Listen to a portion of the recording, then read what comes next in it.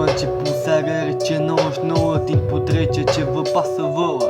Un copil se naște, părinții cuprinși de zâmbete, aprinși în cântece, copilul plângea.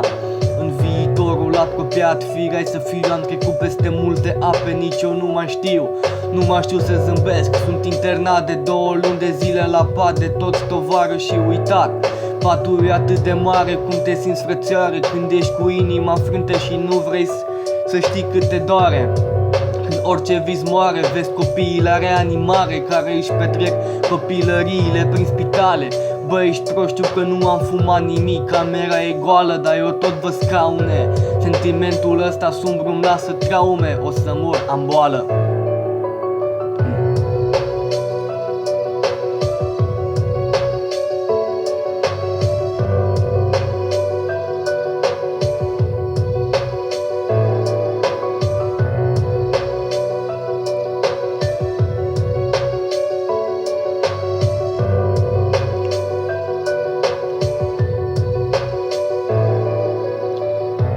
Niciodată nu m-am simțit mai sigur pe sine. Fii sigur că sunt singur și-mi dau drumul pe tine.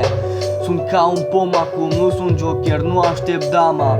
Ura-i parcă frunzele care-mi zbor din coamă. Pictez cu ura propriul meu peisaj ca să te scot din propoziție. Nu am nevoie de curaj.